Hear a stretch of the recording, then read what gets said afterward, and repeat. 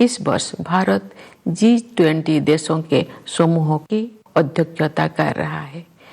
विश्व बंधुत्व के अपने आदर्श के अनुरूप हम सभी की शांति और समृद्धि के पक्षधर है।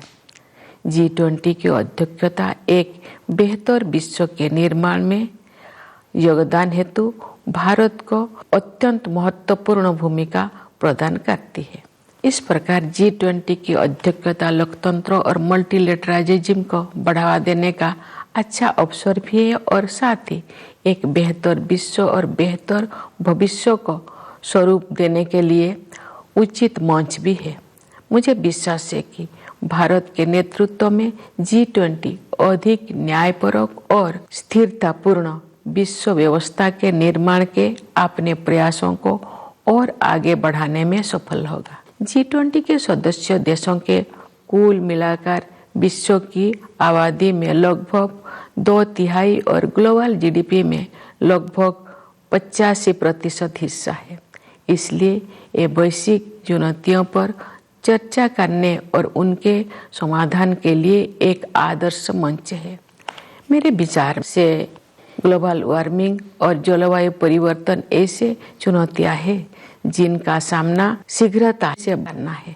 वैश्विक तापमान बढ़ रहा है और मौसम में बदलाव के चरम रूप दिखाई पड़ रहा है। हमारे सामने एक गंभीर दुविधा है।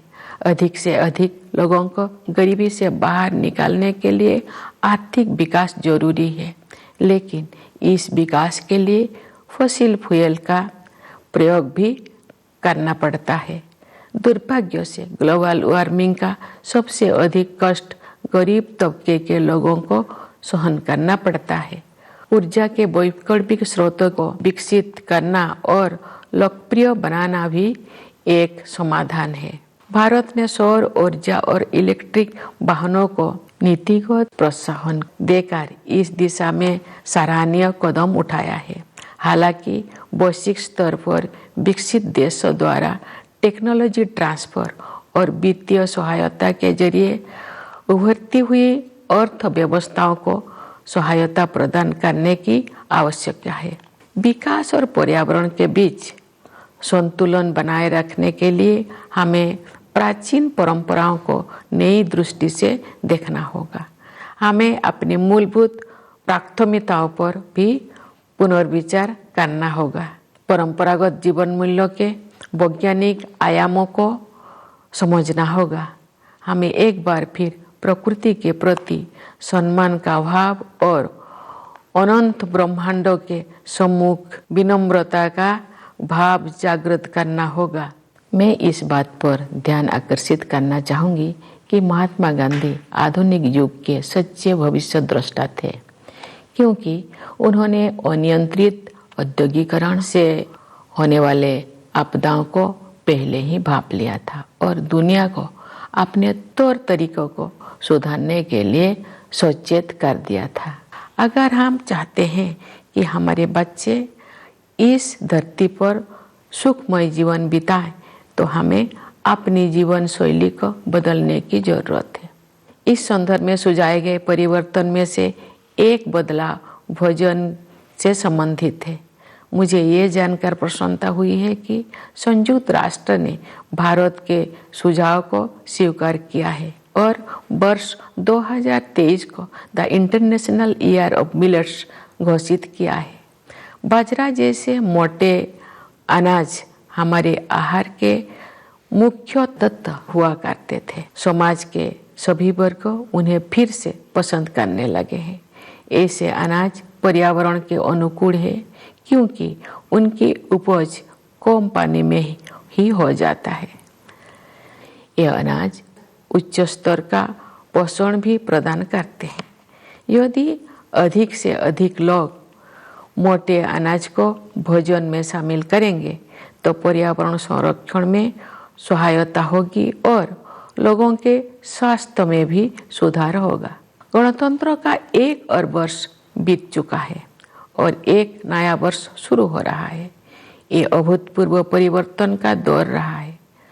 महामारी के प्रकोप से दुनिया कुछ ही दिनों में बदल गई थी। पिछले 3 वर्ष के दौरान जो भी हमें लगा कि हमने वायरस पर काबू पा लिया है तो वायरस फिर किसी विकृत रूप में वापस आ जाता है। लेकिन अब इससे घबराने का कोई ज़रूरत नहीं है, क्योंकि हमने ये समझ लिया है कि हमारा नेतृत्व, हमारे वैज्ञानिक और डॉक्टर, हमारे प्रशासक और कोरोना योद्धा किसी भी स्थिति से निपटने के लिए हर संभव प्रयास करेंगे।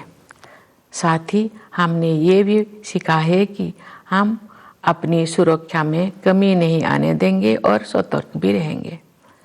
प्यारे देशवासियों, विभिन्न क्षेत्रों में कार्यरत कई पीढ़ियों के लोग हमारे गणतंत्र की अब तक की विकास गाथा में अमूल्य योगदान के लिए प्रशंसा के पात्र है।